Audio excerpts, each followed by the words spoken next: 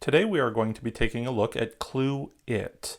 This is a product of USAopoly and came out in 2019. These are going to be my first impressions as I have just taken off the shrink wrap, which as a collector just absolutely kills me. Speaking of killing people, that's what this game is all about. Not only is it our classic beloved Clue game, but we have Pennywise, one of the ultimate villains here. So let's go ahead and take a look at the box. Here is the end panel again. I love these graphics with the bright red of the it and the balloon with the very muted hazy background. You can kind of see the Losers Club and this sort of fog effect of the game box. On the back here, we do have a picture of the board. Now this is not a standard Clue board. It's one of the editions that have the photographs of the crime scenes as you traverse the board and visit the sites. We also have here the 7 different suspects, which we will take a look at here when we open the box. But the description in the back here reads, Pennywise has been terrorizing the town of Derry, Maine, and it is up to the Losers Club to determine how he will strike next. Taking on the roles of the kids from It, players will move around the game board, representing locations in and around the town of Derry.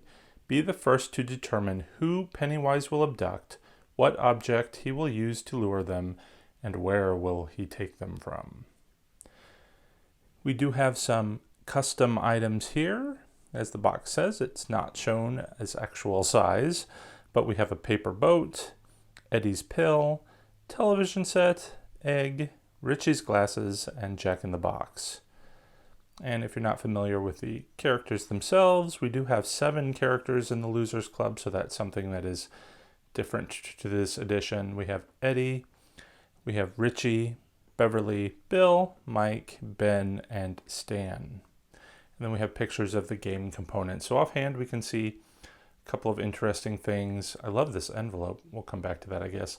The envelope, or the dice here have a question mark, and it looks like we've got some interesting little cards here. Let's go ahead and open it up and see what's inside.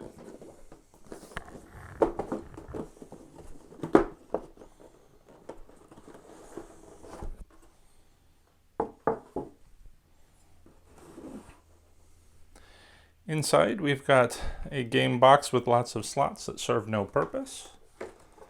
The game board is a quad fold board. We'll come back to that. Instruction manual.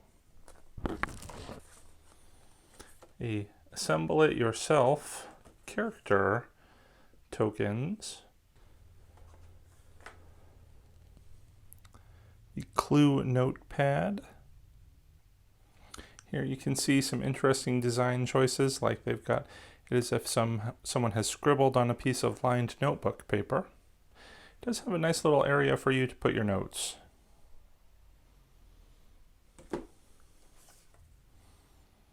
The solution envelope. It's got the It balloon and Pennywise's face behind it. Very creepy. The dice. Again, there's that question mark.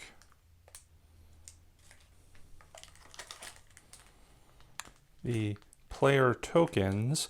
Now, normally we would have red, yellow, white, green, blue, and purple, and it looks like the additional color is black.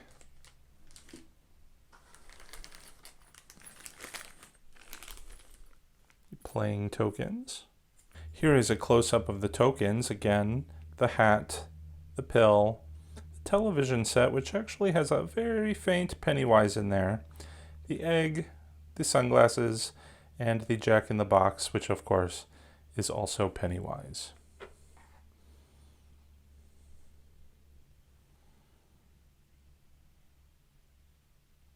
And lastly, we have the cards. Let's start with the Who cards. Here we have Beverly Marsh, Ben Hanscom, Bill Denborough, Eddie Kasprek, Mike Hanlon, Richie Tozier, and Stan Uris. In the what category, we have the paper boat, Eddie's pill, television set, egg, Richie's glasses, and Jack in the Box.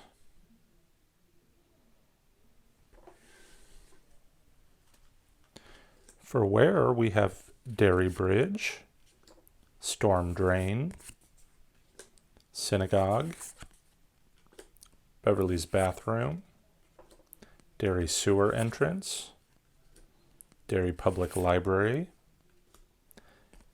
Dairy Back Alley, House on Niebolt Street, and the Dairy Town Square.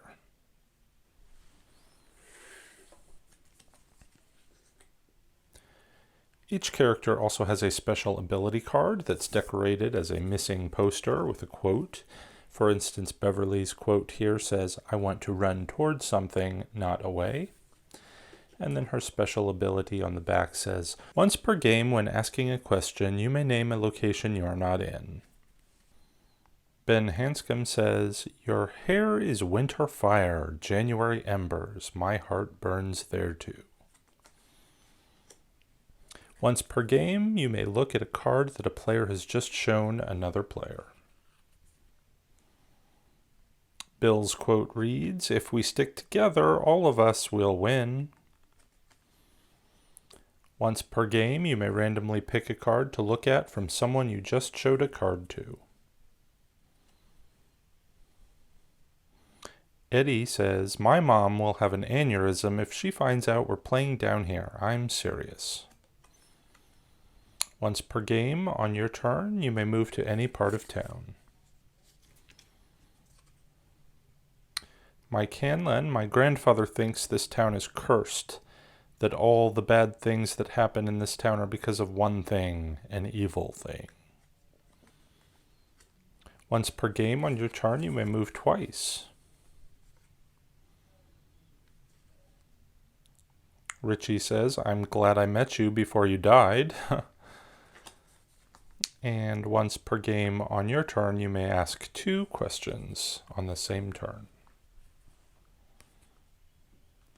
And Stan, "It's summer. We're supposed to be having fun. This isn't fun. It's scary and disgusting." Once per game, reverse the order the players show you a card.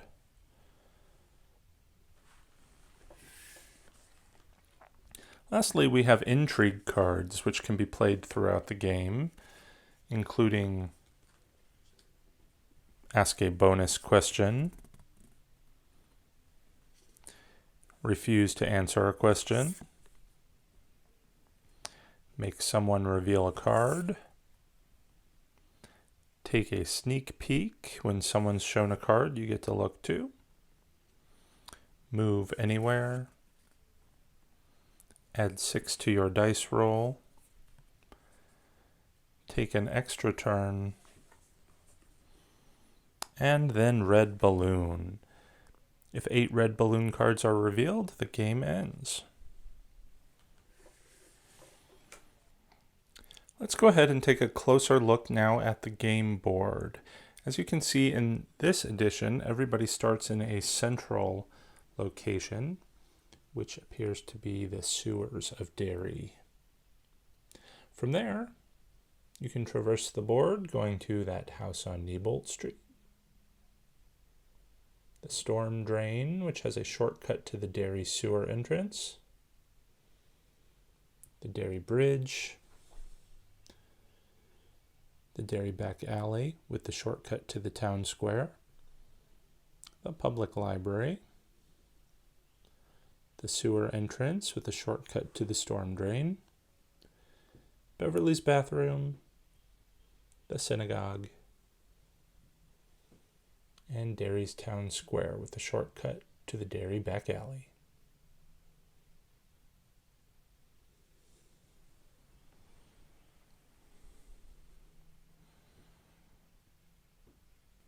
Last up here we have the rule book.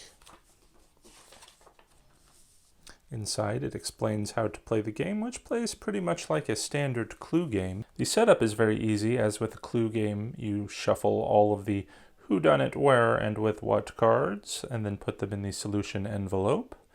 All of the suspects here, which aren't suspects, I guess, but potential victims, start in the central location and move around the board.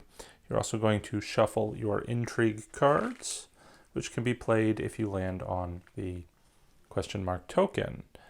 So on your turn, you move, you ask the question, who done it, where, and with what, mark your notepad sheet, or make an accusation. Rules of moving are standard. When you think you know who done it, you do have to return back to that central square to make an accusation. And if you are right, you win the game. We've talked about the personality cards, and once per turn you get to use your character's special ability. When you land on the question mark, you get to pick up the intrigue card, which you can either play immediately. Some of them, like the balloons, you have to play immediately, or you can keep it and choose to play it later. And then winning the game, of course, if you've correctly deduced who done it, where, and with what. There is a special 2-player variant, so if you only have 2 players, you deal some extra cards off to the side, and if you ask a question of the other player and they can't answer it, you can look at one of the clue cards.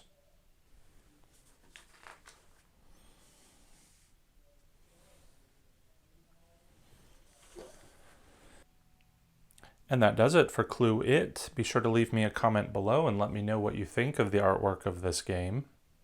If you're interested in finding more editions of the Clue game, you can check out my website, theartofmurder.com. Thank you for watching, and until next time, be sure to play to win.